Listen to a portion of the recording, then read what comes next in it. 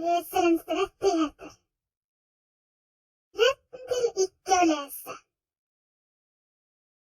Retten til å hoppe over sider. Retten til å ikke lese ferdig.